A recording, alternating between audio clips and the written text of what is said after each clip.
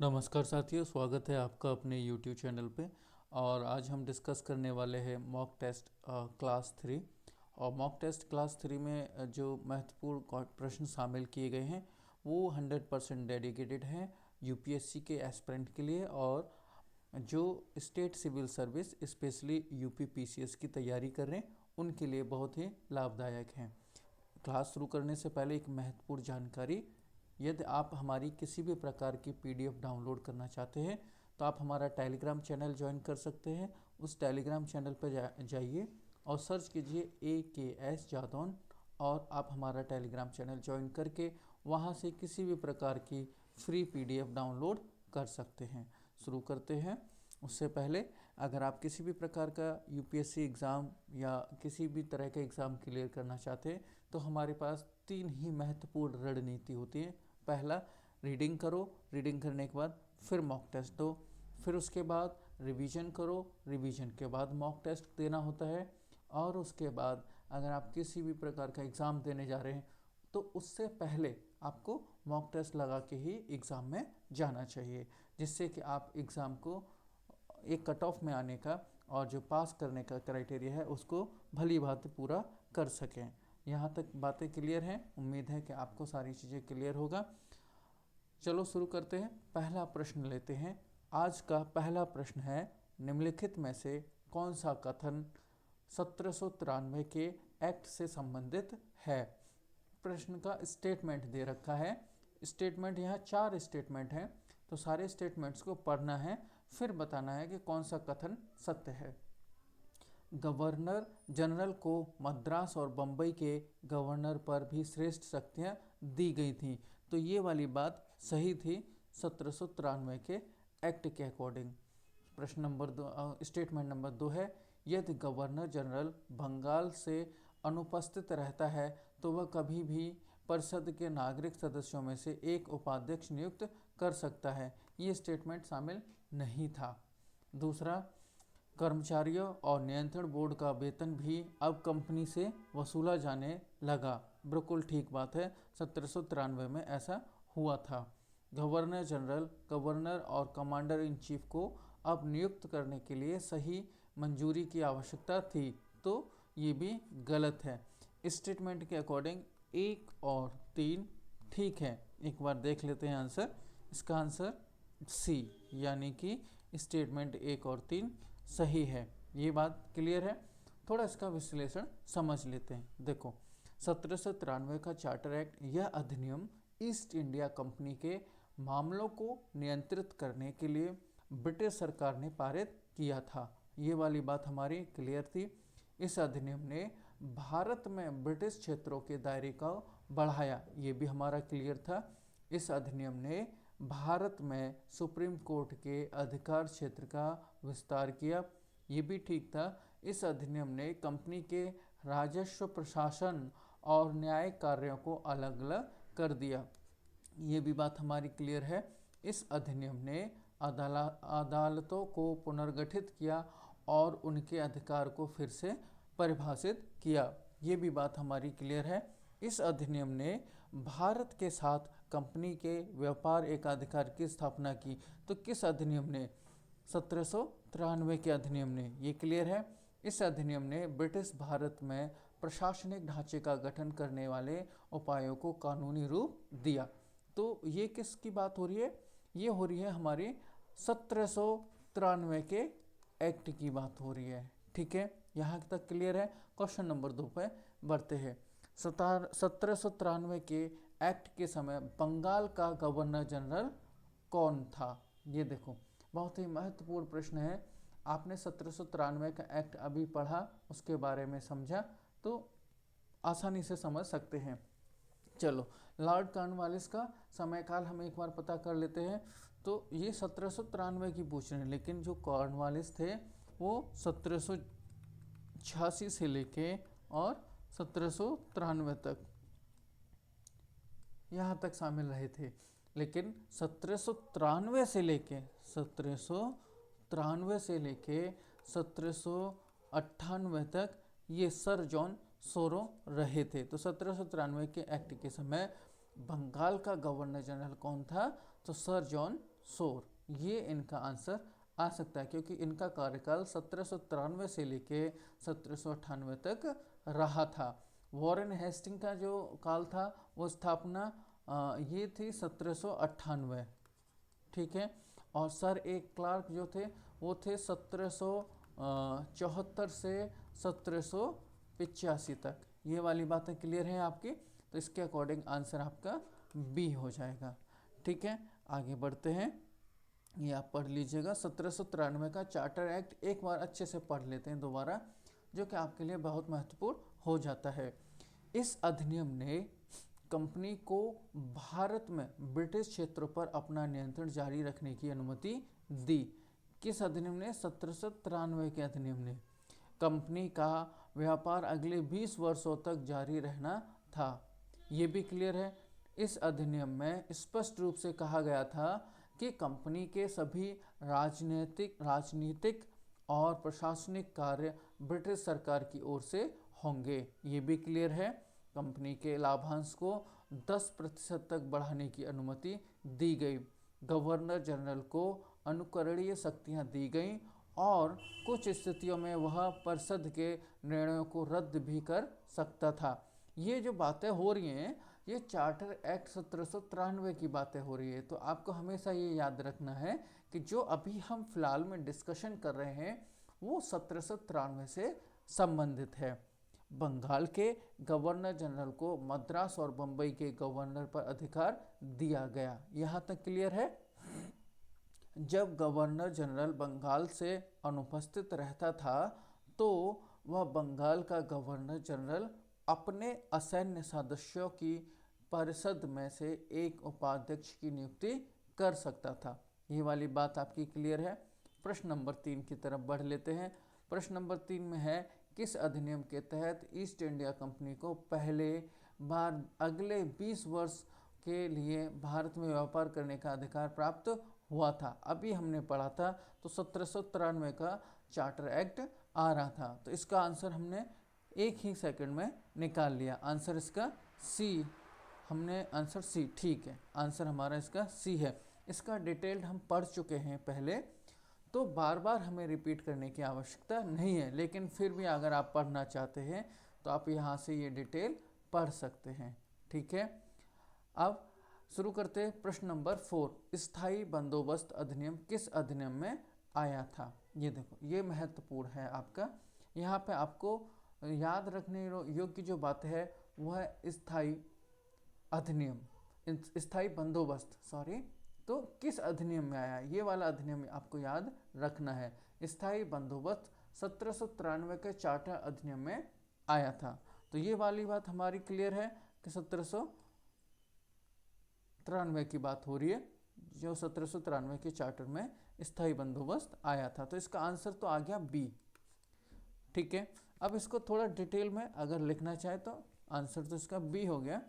अब देखिए, Warren Hasting द्वारा बंगाल में स्थापित कर संग्रहण की ठेकेदारी व्यवस्था से किसानों की स्थिति शोचनीय हो गई थी, ठीक है। इस स्थिति में सुधार के लिए कंपनी सरकार ने लॉर्ड कॉर्नवालिस को स्थायी सुधार के लिए नियुक्त किया। तो किसने? लॉर्ड, यहाँ याद रखना है आपको, स्थायी बंदोबस्त के लिए लॉर्ड कॉर्नवालिस का नाम आपको याद रहना चाहिए, कॉर्नवालिस, ठीक है। ये किसके लिए याद रहना चाहिए? स्थायी बंदोबस्त, ठीक है। ये वाली बात आपकी क्लियर है, ठीक है। आगे बढ़ते हैं। स्थायी बंदोबस्त अथवा इस्तमरारी बंदोबस्त ईस्ट इंडिया कंपनी और बंगाल के जमींदारों के बीच कर वसूलने से संबंधित एक स्थायी व्यवस्था हेतु सहमति समझौता था, जिसे बंगाल में लॉर्ड कॉर्नवालिस द्वारा 22 मार्च 1793 को लागू किया गया था। तो कब लागू किया गया था स्थायी बंदोबस्त को? 22 मार्च और 1793 को लागू किया गया था स्थायी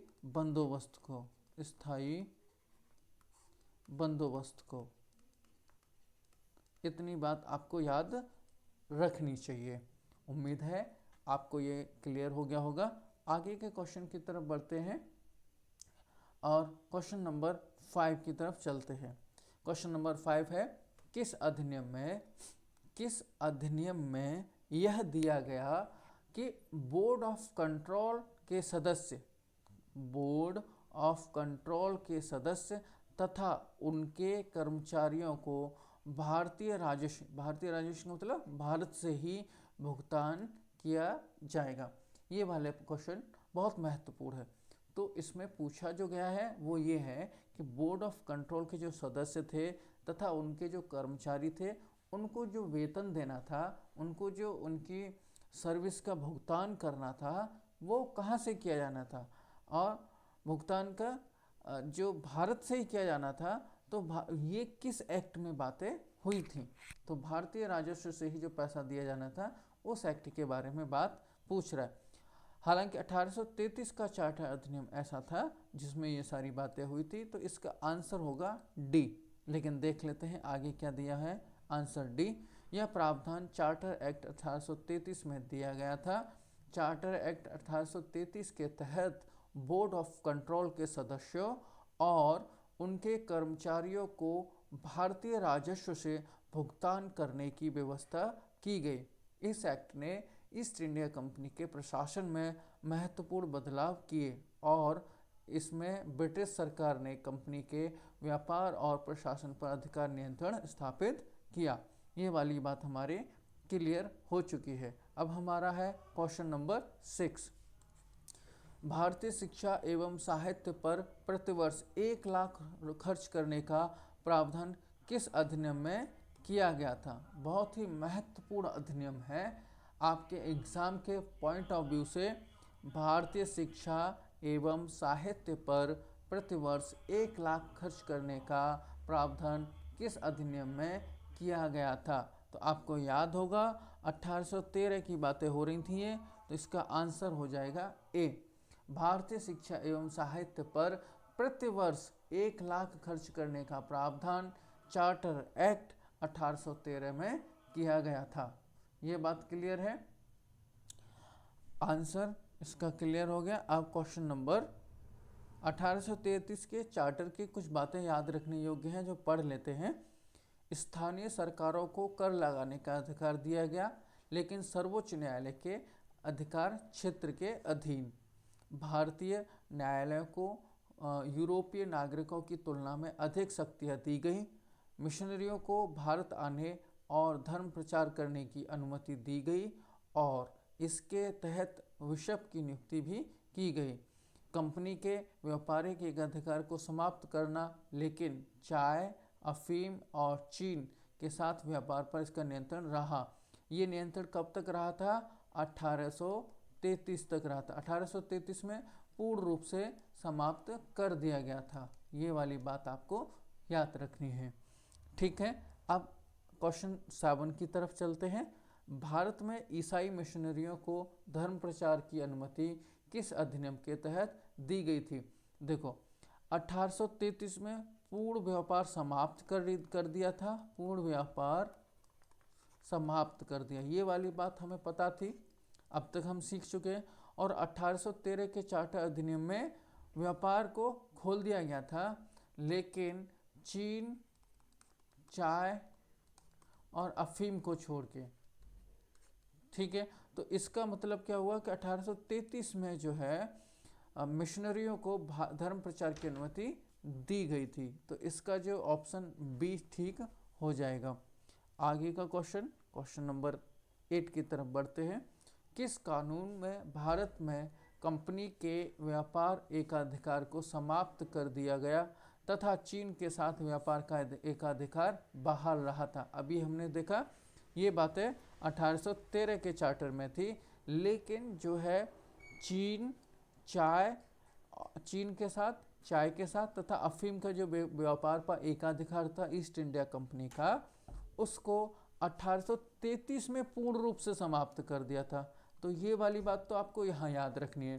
क्वेश्चन का आंसर तो हो जाएगा सी, लेकिन इसमें जो आंसर होगा, आप जो और याद रखने योग्य बात है वो 1833 भी बहुत महत्वपूर्ण है। उम्मीद है आपको प्रश्न नंबर 8 तक सारे कन्फ्यूजन क्लियर हो चुके होंगे। यदि आपका कोई क्वेश्चन है या आपको कुछ समझने में तकलीफ हो रही है, आप हमें कमेंट बॉक्स में लिख सकते हैं। हम कोशिश करेंगे कि और अधिक से अधिक जानकारी इकट्ठा करके आपको वो इन्फॉर्मेशन पास की जाए। ठीक है, क्वेश्चन नंबर 9 की तरफ आ जाते हैं। चार्टर एक्ट 1813 के संबंध में निम्नलिखित कथनों में से कौन सा से सही है? कंपनी को प्रदेशों पर कब्जा करने और 20 साल के राजस्व को बढ़ाने का अधिकार दिया गया। 1813 की बात, चार्टर एक्ट की बातें पूछा जा रहा है। कंपनी के व्यापारिक एकाधिकार को समाप्त कर दिया गया, लेकिन चीन और चाय के व्यापार पर इसका एकाधिकार बना रहा। यह 1813 की बात है, हमने अच्छे से पढ़ी है। अंग्रेजी साहित्य को पुनर्जीवित करने और सुधार के लिए प्रावधान किए गए। इस अधिनियम ने भारत में ब्रिटिश संपत्ति पर क्राउन की संप्रभुता की बातें हो रही है, तो उसकी भी बात हम एक बार समझ लेते हैं। ठीक है, थोड़ा सा विश्लेषण कर लेते हैं इस क्वेश्चन का। क्वेश्चन नंबर 9 है, भारत में शासन की संप्रभुता। इस अधिनियम ने कंपनी के व्यापारिक हितों के साथ भारतीय शासन में ब्रिटिश क्राउन की संप्रभुता को मान्यता दी। ठीक है, 1833 के चार्टर एक्ट के तहत कंपनी को भारत में धार्मिक और शैक्षिक कार्यों के लिए 1 लाख रुपए खर्च करने का निर्देश दिया गया। 1813 है। ठीक है, नियमित प्रशासन अधिनियम ने भारतीय शासन में अधिक सुधार लाने के लिए कुछ व्यवस्थाएं की गई, ये भी क्लियर है। इस अधिनियम के तहत ब्रिटिश ईस्ट इंडिया कंपनी को भारत में केवल पश्चिमी तट और चीन के साथ व्यापार का एकाधिकार दिया गया था। बाकी व्यापार जैसे भारत में वस्त्रों और अन्य सामानों का व्यापार अन्य ब्रिटिश व्यापारियों के लिए खोल दिया गया था। तो ये महत्वपूर्ण पॉइंट थे जो आपके साथ हमने साझा किए। उम्मीद है आपको क्लास लाभदायक लग रही होगी, आपके लिए फ़ायदेमंद रहेगी। क्वेश्चन नंबर 10 और आखिरी प्रश्न है, पढ़ लेते हैं। 1813 के चार्टर अधिनियम के संबंध में निम्नलिखित कथनों पर विचार करें।